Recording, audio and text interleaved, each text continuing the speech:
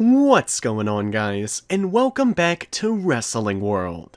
We currently have a big development going on, and that's the fact that the WWE has lifted the locker room freeze and is finally starting to release superstars again.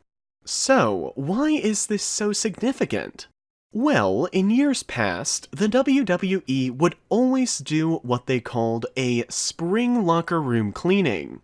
This happened at around the midpoint of every year, and the WWE would just release talent that they're no longer using or serving no purpose to them. Superstars would always be let go around this time, and many lower card stars feared for their jobs around this time of year. But the whole vibe of the locker room has changed within the last year or so. WWE superstars are actually begging and pleading to be released now, but the WWE were the ones that were saying no. The WWE put the locker room in a whole shutdown state where no one gets released because they feared that their released talent would go over and help AEW. AEW doesn't want their whole locker room to consist of former WWE stars, but they already have a few former WWE stars, such as Chris Jericho and Jon Moxley, that are really playing a huge role in the company. And the rumor was that the WWE didn't want that situation to happen again, where they let a superstar walk out and it turns out to really bite them. That was the situation with Jericho. They couldn't come to agreement on a new contract, so the WWE let him walk. And now, Jericho is one of the biggest attractions for AEW. Randy Orton, who had an expiring contract in early 2020, teased the idea of going to AEW, but it was just a strategy he used to get himself a bigger WWE contract, and it absolutely worked. Orton received a massive contract extension just because he was playing around with the idea of going to AEW. So the fact of AEW just existing is really helping with the contract negotiations of WWE superstars. So, with this locker room shut down, the WWE was doing everything in their power to make sure superstars couldn't leave. If you were injured for, let's say, 4 months, the WWE started adding those 4 months onto the end of a superstar's contract as inactive time.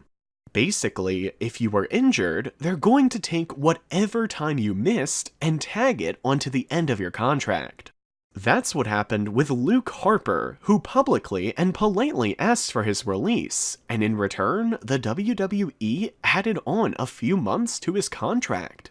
That's when Harper started to lose his cool, and started posting frequent sarcastic posts about how happy he was in the WWE. Harper also tweeted out that the WWE tried to fine him for cursing, but when other NXT guys do it, it's okay. But he later deleted that post. So there was quite a lot going on there. Then, of course, Sin Cara made headlines when he requested his release a few weeks ago. At this point in his career, Sin Cara was just being used as an enchantment talent to put over upcoming young superstars. Looks like that finally got to him, and he wanted out and to return to Mexico to finish his career there. This, of course, isn't the original Sin Cara. WWE signed Mystico to originally play Sin Cara, but when Mystico had a fallout with WWE, the character was then given to Unico. What's interesting about the Sin Cara character is that the WWE very well still may own the rights. Mystico and the WWE had a legal battle for the rights for the Sin Cara character. Mystico's argument was that the character has his look and even uses his backstory, but the WWE said that the Sin Cara name and character was their creation, and the WWE ended up winning that legal battle. That's why they were able to continue using the character without the wrestler who originally portrayed him. So, it'll be interesting to see if history will repeat itself here. Will the WWE continue to keep the Sin Cara character around, just with another wrestler portraying him this time around? Sin Cara is still a fan favorite and a highly popular superstar in the WWE's Make-A-Wish program, so you have to assume that the WWE is planning something to keep some image of that character still around. And the last of this group of superstars that were released was the Ascension. The Ascension were absolute monsters in NXT and just dominated the brand back in the day, but ever since they came to the main roster, the WWE has done absolutely nothing with them. The talent is definitely there with these superstars, we know that, but the WWE couldn't come up with anything for them to work with, so they were granted their release too. The feeling backstage is that everyone is happy. These superstars aren't shocked or disappointed that they were all released. This is something that they all wanted for months, so they're all jumping for joy at this point. So why did the WWE release these superstars?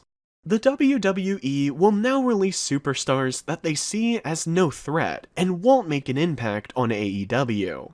Sin Cara is going to Mexico, so the WWE isn't worried about him, but it looks like the WWE is implying that Harper and the Ascension won't be huge pickups for AEW, and that might be a huge mistake. That's why the WWE released those stars, but didn't release the Revival or Mike Kanellis, because they see them as a much bigger threat if they joined AEW. So don't get your hopes up for every superstar being granted their release. It's looking like the WWE will be doing very selected releases going forward. These superstars are on a 90-day no-compete clause as well, so they can't wrestle for any promotions until mid-March 2020. What are your thoughts on this situation? Thanks for watching, guys.